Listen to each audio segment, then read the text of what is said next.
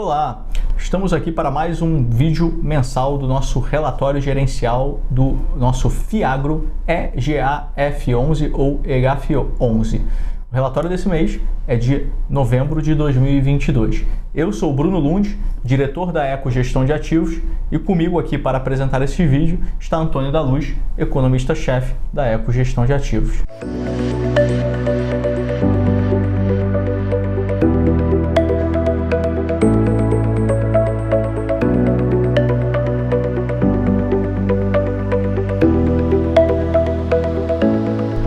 Nós, Bruno, como é que foi a performance do fundo nesse mês? Porque eu já sei que foi muito boa. Conta para o nosso investidor. Perfeito. A performance do nosso fundo nesse mês, Antônio, no mês de novembro, foi de 1,45%. Né? Foi uma performance, eu diria, exemplar. Tá? O CDI girou a 1,02, né? 1,02, ou seja, bem acima do CDI. Tá? E se a gente colocar em termos de CDI+, estamos falando de CDI mais 5,55%. Né? Veja bem, acima da meta, né, que estabelecemos para esse fundo, que é de CDI mais 4%. Então o fundo vem girando em termos percentuais, né, muito bem. Tá? Se eu colocar, né, em termos, né, no ano, né, se eu trouxer no ano, né, qual é o resultado do fundo no ano, estamos falando aqui de 19,64%, que é uma rentabilidade, né, bastante interessante para o investidor. Essa é a rentabilidade contábil. Né? Eu sempre gosto de mostrar para o investidor também o que é o resultado por cota. São os resultados que o fundo tem quando dividido pelo número de cotas, e você, cotista que tem uma cota, é o que você vai passar a fazer jus, né, em algum momento quando o dividendo for, né, revertido para você. Tá? Então, nesse mês, né, o resultado por cota do fundo foi de R$ 1,44. Também um valor, né, bastante, né, interessante. Como esse mês não foi um mês de pagamento de rendimento, né, o que acontece? A gente reteve, né, esse resultado no fundo, né, tanto desse mês quanto do mês de outubro. Né? O mês de outubro também não foi um mês de referência para rendimentos. Tá? E aí, o resultado retido, né, no fundo até o fechamento de novembro é de R$ 3,44. Né? É um resultado bastante interessante. A gente vê por esse resultado que a gente tranquilamente, né, vai conseguir, né, entregar a nossa meta aí de CDI mais 4 ali, né, no próximo pagamento, né, de rendimento. O trabalho está feito, né? Lembrando que nós pagamos trimestralmente. Então já está esse valor acumulado, agora mais dezembro paga em janeiro, é isso? Exatamente, é exatamente isso, né? Então, pelas nossas projeções, né, uma vez fechado dezembro agora, né, a gente, né, anuncia o pagamento no 5º dia útil de janeiro e faz o pagamento no 10º dia útil de janeiro. A nossa expectativa, apesar de não ter fechado o ano e ter fechado o trimestre, é de um valor de R$ 4,13 para o quarto TRI de 2022. E já trazendo aqui expectativa para o primeiro TRI de 23, para você, investidor, se programar e ver que a gente, né, aqui, né, faz projeções, né, e mostra o quanto que a gente, né, pretende, né, e tem expectativa de pagar para você. Para o primeiro TRI, estamos falando aí de um resultado para você, de um rendimento para você de R$ 4,18. Se eu mensalizar esses resultados, né, por que eu falo se eu mensalizar? Porque tem vários fundos por aí, inclusive a sua grande maioria, paga dividendos mensais. Né? Então, se eu mensalizar esse resultado, estamos falando aqui de 1,38, né, no quarto TRI e 1,39 no primeiro TRI de 2023, que são números aí bem interessantes. Tá? É isso que eu ia perguntar para você, Bruno, justamente isso, porque o nosso fundo ele paga trimestralmente, mas tem outros que pagam mensalmente. Às vezes o investidor tem uma certa dificuldade de fazer comparações. Lembrando que para a tese do agronegócio, trimestral faz muito mais sentido do que mensal. Mas explica para o nosso investidor como ele faz para fazer a comparação correta entre os fundos e perceber o quão altos são os pagamentos do EGAF. Não, perfeito. Diferentemente do que vários estudos, né, geralmente destacam por aí, né, destacam sempre os dividendos, né, a grandeza que eu acho que o investidor tem que olhar, que eu penso, né, como mais correta do investidor olhar, é o que eu chamo de resultado por cota. Então foi o resultado que foi gerado, né, por cota que o fundo tem num determinado mês, né? E não olhar só o mês vigente, né? Olhar como é que está, né, o histórico disso, para ver se o fundo ele tem resiliência ou não tem resiliência, né, nessa geração de resultados, né, por cota. Tá? O nosso fundo vem gerando resultados resilientes, né, por cota, né? E é importante olhar esse resultado por cota, Antônio, exatamente por causa desse motivo que você falou. Como o nosso fundo ele é trimestral, não é todo mês que ele paga dividendos, né? Então, mês que ele não paga dividendo, inclusive eu já vi aqui, né, em pesquisas que foram feitas, às vezes o nosso fundo nem aparece na lista, né? Ou às vezes aparece com zero. E aí para o investidor, né, que olha isso, né, rapidamente, né, perde oportunidade. Exatamente. Dá a impressão de que o fundo, né, está indo mal ou não está entregando resultado, o que não é verdade. É simplesmente a frequência, né, de pagamento, né, de dividendos, né? Como a nossa frequência é trimestral, diferente da frequência dos fundos que tem por aí, tá? Então tem essa especificidade. Então por isso, né, que eu, né, falo para vocês, olha, na hora de comparar, comparem o resultado por cota e não os dividendos.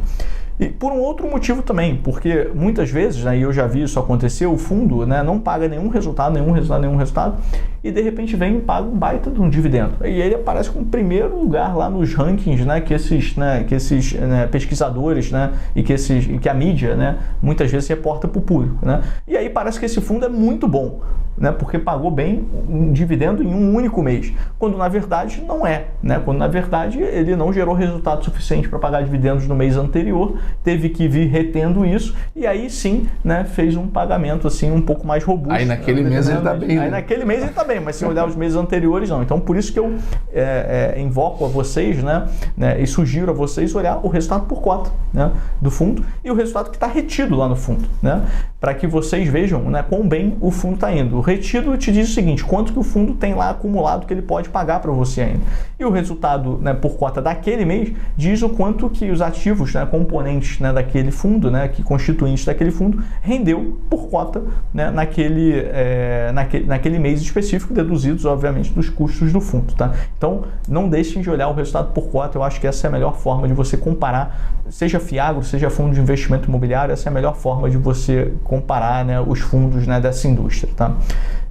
Então, falando para vocês aí, né, desse resultado, né, primeiro falamos de resultado contábil, depois falamos, né, da perspectiva, né, de rendimentos, né? Vamos agora falar do resultado do mercado secundário, né? Porque você compra a cota do EGAF no mercado secundário, ou seja, você abre sua conta numa corretora, né, digita lá, né, no home broker da corretora EGAF11, que é o código do nosso fundo, como se fosse uma ação mesmo, né? E você vai lá e dá uma ordem de compra um determinado preço, né, para comprar, né, o cotas do EGAF11, tá? Nesse mês de novembro, né, se eu pegar, né, o último dia de outubro contra o último dia de novembro, o nosso fundo rendeu 2,12%, né? Ou seja, teve uma demanda bastante interessante, né, pelo nosso fundo, a ponto de fazer, né, a cota, né, do fundo subir, tá? Se eu olhar o ano inteiro, o fundo está rentabilizando 16,8%, tá? O que é algo, né, bastante, né, interessante para você investidor. E lembrando, e é sempre bom lembrar isso, que isso é isento de IR, isento de imposto de renda para você investidor pessoa física, tá? Se eu grossapar esse resultado, esse 16,8, né, e colocar os impostos, né, e por que a gente faria isso? Para que você possa comparar, né, o nosso fundo com todos os fundos da indústria, porque todos os fundos da indústria pagam impostos, né, tirando, né, os imobiliários, né, que é onde a gente se classifica. Mas um multimercado, um fundo de ações, né, todos esses fundos pagam impostos, tá? E aí, para você comparar o resultado do nosso fundo com esses outros fundos, é importante você comparar o resultado grossapado, que é o que a gente chama, né, com o grossap de impostos, tá? Ou seja, adicionando novamente os impostos, tá? E aí o resultado foi, né, nesse ano, né, foi de 20,8%. Tá? Então, nesse ano, o fundo está rendendo 20,8% grossapado, né? Que fundo que tem por aí, né? E o ano não acabou. E o ano não acabou, né? Isso é bem importante, né? Que fundo que tem por aí que está rendendo no ano, né, 20,8%, né? Não são muitos, certamente, tá? E trazendo agora aqui para você também algo que eu considero que é bastante importante, é a liquidez, né? Porque você, para entrar no nosso fundo, né, o nosso fundo precisa ser negociado, e para sair também precisa ser negociado. Então é importante que o fundo seja bastante negociado para você, investidor. Né? E ele vem sendo negociado cada vez mais, né? No mês passado ele estava ali da ordem de 200 mil, esse mês pulou para 474 mil. Então, nos últimos 15 dias, a média de 15 dias, né? Vamos chamar assim, a média de 15 dias ao longo do mês de novembro foi de 474 mil reais, né, de negócios, né, por dia. Tá? Ou seja, né, é um valor, né, que é bastante interessante. Você, pequeno investidor, né, ganhou alguma coisa aí no mês e quer aplicar no fundo, você tem negócios para fazer isso. Tem uma despesa que eu preciso pagar, quero vender, você vai lá e vende, né, no mercado secundário e consegue fazer jus, né, a essa despesa. Então, ter liquidez é importante, a liquidez do fundo vem aumentando aí, né, expressivamente. Bruno, e conta para nós um pouco sobre os atos de gestão desse mês. Afinal de contas, tivemos novas aquisições, sempre visando diminuir ainda mais o risco. Também gostaria, já aproveitando, gostaria que você falasse, além dos atos de gestão, falar do risco do fundo, explicasse para o nosso investidor como é que você trabalha para diminuir o risco do investidor, porque eu já vou adiantar uma coisa para você. Olha, o EGAF 11 é um hedge para a economia brasileira, viu? Fala aí, Bruno, como é que é a gestão do fundo? Não, perfeito. Eu vou falar primeiro das compras e das vendas, depois a gente fala de risco, né? Então, esse mês eu comprei, né, 2 papéis, tá?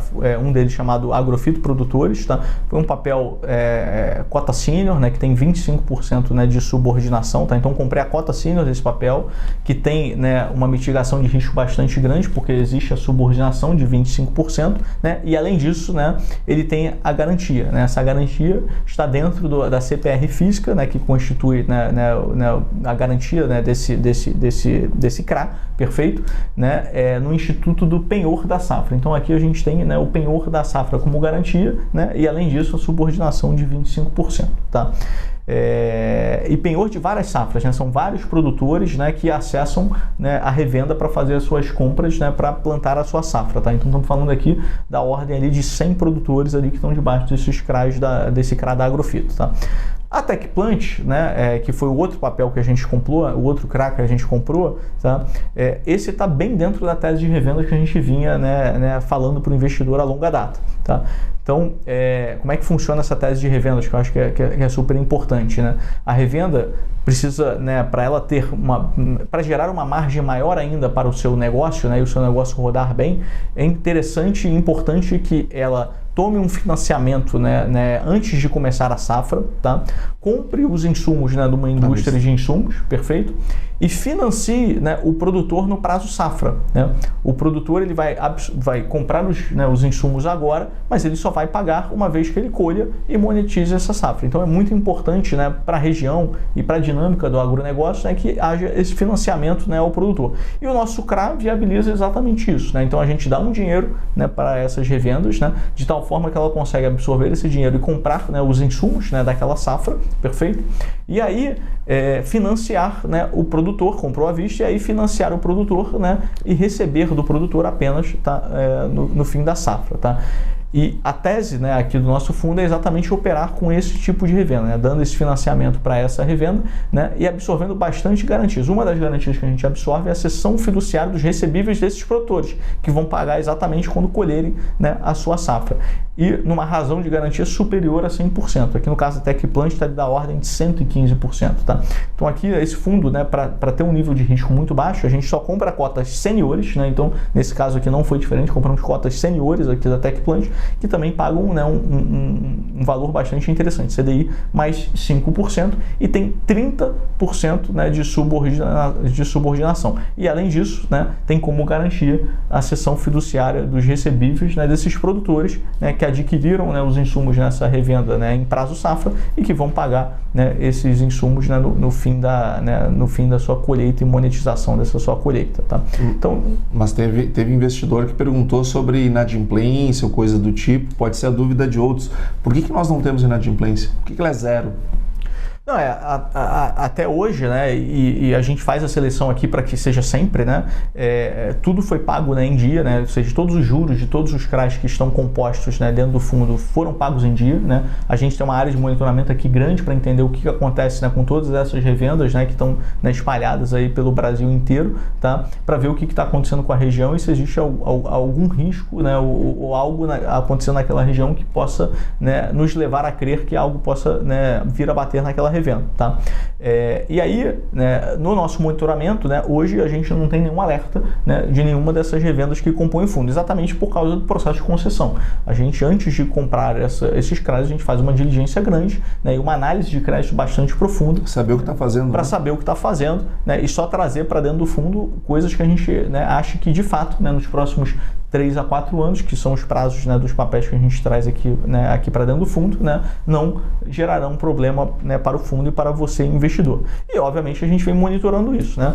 No menor sinal de alerta, como a gente tem um acompanhamento muito profundo, né, a gente vai atuar de forma muito rápida e vai, né, organizar, né, dentro do mercado secundário uma saída desse papel para dentro do fundo, com certeza, se isso vier a acontecer. Mas é importante mencionar para o investidor que a gente faz de tudo e tem toda uma equipe, né, olhando, né, essa seleção de crédito e essa concessão do crédito exatamente para que isso nunca venha a acontecer ao longo da vida desse CRA, tá? Então isso é importante, mas se vier a acontecer, temos mecanismos aqui, né, de mitigação desse risco, tá?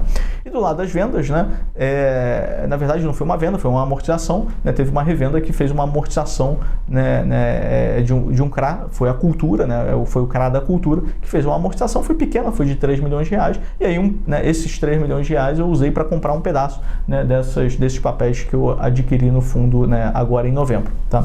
Então, de compras e vendas, né, foi isso. Com isso, né, olhando agora o fundo como um todo, uma vez que eu fiz essas compras, né, a maior concentração do fundo continua sendo o Panorama, tá, na ordem de 12,4% do PL do fundo, tá? Essa é a maior concentração. O fundo hoje está com 19 ativos, tá? Então tem 19 ativos dentro do fundo, ou seja, uma diversificação bastante grande, né? Isso é importante para mitigar risco, né, e reduzir risco, né, para o investidor, tá?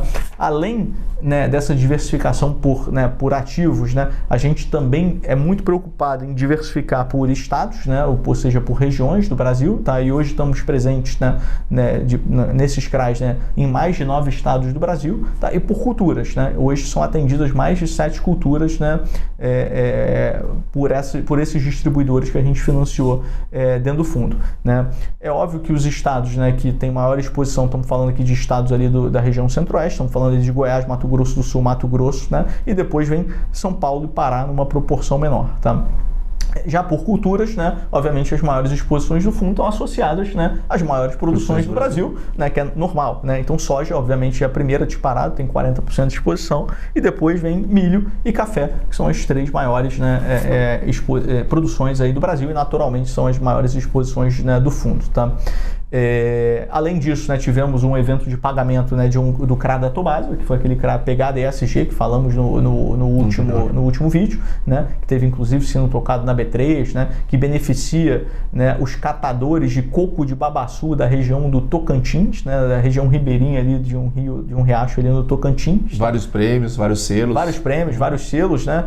E só para você ter uma ideia, por que serve o coco de babaçu, né? Para quem nunca ouviu falar, né, o coco de babaçu, né, ele é utilizado para fazer aquele filtro, aquele filtro de carvão ativável que você tem em casa, provavelmente aí para tomar água, né? Então, aquele filtro que tem aquele carvão ativável, né, que você tem dentro de casa, né, é feito, né, uma das formas de fazer é feito a partir do coco de babaçu, tá? Então, esse é um dos processamentos que a Tobasa, né, faz, né? Então, ela absorve esse coco de babaçu, processa e gera esses filtros, né, e vende, né, para as principais empresas aí, né, de filtros aí do mercado, Europa e companhia, né? Terminando, né, falando ainda aqui da alocação, né, uma vez que eu falei dos 19 papéis, né, a gente tem uma alocação agregado aqui, né, que hoje está rentabilizando, os ativos estão rentabilizando a CDI mais 5,25%, tá, num PL aqui de 92,5 milhões de reais, tá? Então estamos rentabilizando aqui 5,25, né, sobre o CDI, né, os papéis, né, nesse PL de 92, né, milhões e meio, né, que é algo, né, bastante, né, interessante, que quando deduzido os custos a gente consegue entregar para o investidor, né, a meta que a gente se comprometeu, que é CDI mais 4, tá? Então, com isso, né, tendo terminado aqui essa parte, né, de alocação, né, e de performance do fundo, eu passo a palavra aqui para o nosso economista-chefe para falar de Brasil, né, de economia no Brasil, no mundo e, né, do agronegócio, Brasil e mundo também. Antônio, por favor. Beleza, Bruno. Eu falei que o EGAF11 era um hedge para o Brasil e ele é mesmo. Veja, hoje nós estamos com uma forte discussão, nesse momento que gravamos esse vídeo, sobre a PEC da transição. PEC essa que já avançou no Senado e agora vai para a Câmara, onde deve ter algum tipo de desidratação. Mas mesmo assim, hoje, a perspectiva é que ela gere um déficit primário em 2023 na ordem entre 2% e 2,5% do PIB. Ou seja, vamos voltar a fazer déficits primários e graves. E isso tudo enfraquece a nossa moeda. E lembrando que o agronegócio, a taxa de câmbio ela é muito importante. Por outro lado, lá fora, nós temos os Estados Unidos desinflacionando, já pelo 4º mês consecutivo diminuindo a inflação acumulada em 12 meses por conta dos aumentos de juros, que antes, quando o processo inflacionário começou, não havia uma certeza de até onde subiriam os juros. Hoje nós já temos uma certa clareza do teto deles, então o DXY começou a cair. E o DXY caindo, ele enfraquece o dólar perante todas as moedas, dentre elas o real. Só que, do nosso lado, estamos com toda essa preocupação em relação às políticas econômicas que vão ser implementadas a partir de 1º de janeiro de 2023. E está todo mundo preocupado. Só que no agro, nós estamos menos. Estamos menos preocupados porque exportamos para 190 países. Ou seja, nós não estamos, o nosso risco não é só Brasil, nosso risco é mundo. Quando nós olhamos para a perspectiva de recessão que tem na Europa e possivelmente também nos Estados Unidos, a Europa nos compra 14% daquilo que nós vendemos, ou seja, tem 86% que são vendidos para outros países. O principal deles é a China, que está saindo de uma política de Covid-0 e deve voltar com um crescimento mais forte em 2023, o que é uma perspectiva boa para nós. Ou seja, é óbvio que o agronegócio não é a prova de crises, mas ele está muito menos suscetível à crise econômica brasileira, se eventualmente nós tivermos, do que outros setores da economia que tem só no mercado interno o seu, enfim, a sua receita, o seu resultado. E quando nós olhamos para uma perspectiva de aumento de gasto, de aumento de risco, de aumento de dívida pública, etc., nós também aumentamos o risco Brasil.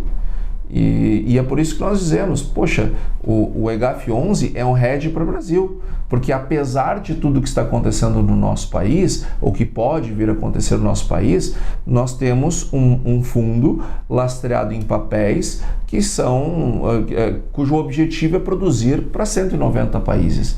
Além do mais, temos todas as garantias que o Bruno aqui apresentou, garantia subordinada, entrando em cota sênior, enfim, toda essa preocupação que a gestora tem, ela termina refletindo no bom desempenho e na manutenção e na resiliência dos bons desempenhos aqui para frente.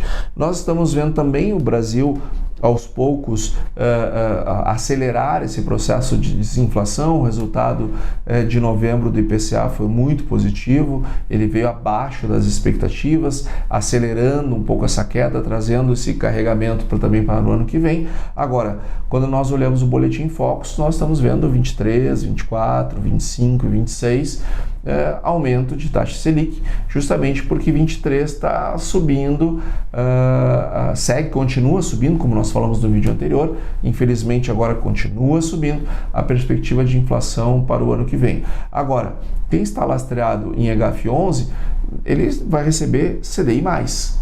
Vai receber DI+, ou seja, se eventualmente nós tivermos novas altas do DI, o resultado do nosso fundo vai acompanhar.